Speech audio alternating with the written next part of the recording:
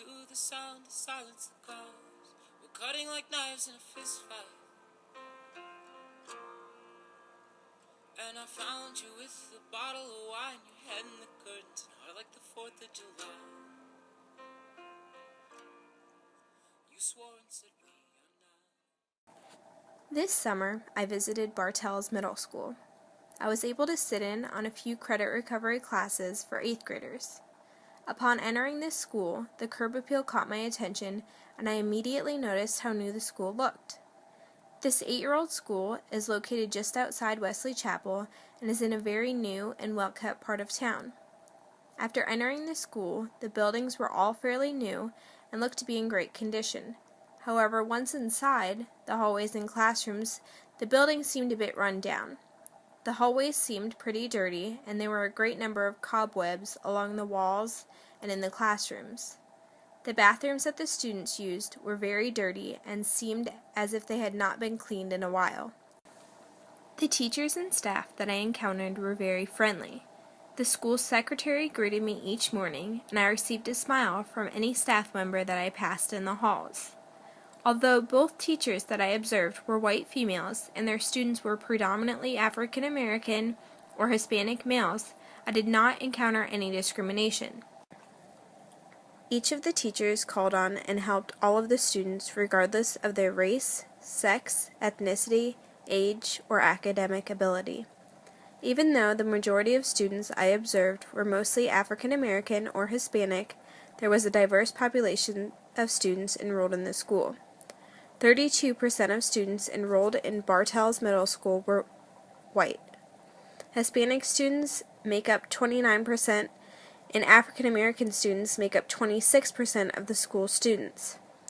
Asian students make up 7% of the student population, and students who consider themselves to be 2 or more races make up 5% of the students at Bartell's Middle School.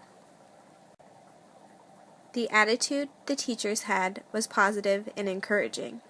Both classes I observed were considered credit recovery classes. Students are required to take credit recovery classes if they failed a subject during the regular school year. Students in each of the classes I observed were at a low level academically.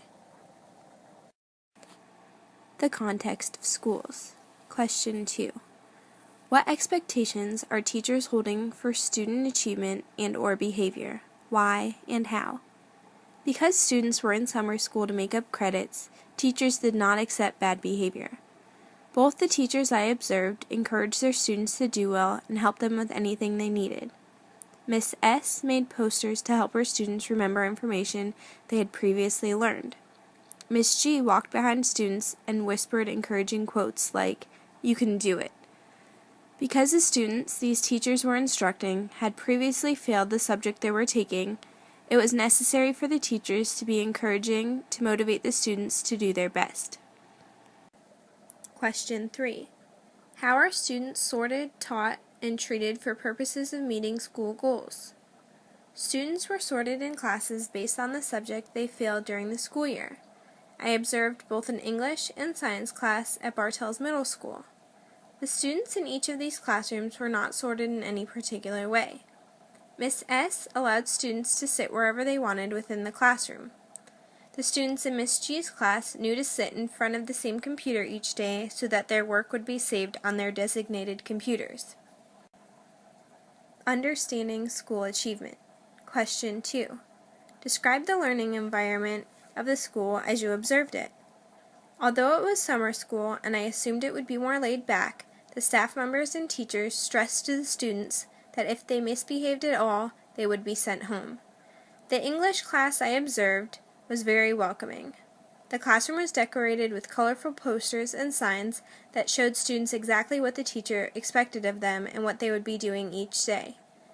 The environment in the science class was not very encouraging or welcoming. The classroom seemed to be more of a storage space for the school than a classroom. The back of the class was filled with extra desks and spider webs. In addition, there was no student work or posters hung in the room.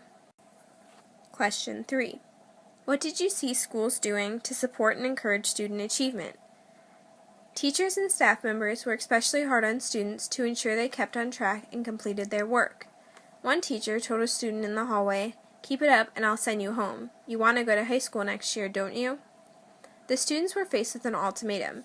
Either they passed the class or they were held back a grade. Miss S. had a friendly relationship with her students. She encouraged all of her students the moment they walked in the classroom.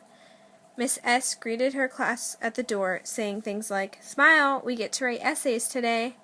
Miss G also encouraged her students by telling them things like, "You got this," or "You can do it."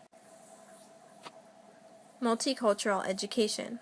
Question 1. Define multicultural education.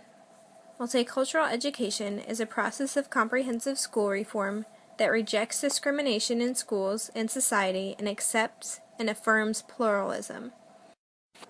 Question 5. Are students taught to respect one another's contributions? How? Students in Miss S.'s English class were encouraged to speak their opinions on each other's work. Miss S. had students do a think, pair, share, and asked students to review each other's essays and say both things that they thought were good and bad about the essay. All of the students were respectful to each other and to each other's work. I enjoyed seeing the difference between summer classes and regular school year classes. I believe I will take the organizational skills from Miss S. and use them in my own classroom one day. I hope to one day be able to teach in a diverse classroom and have a pluralistic point of view.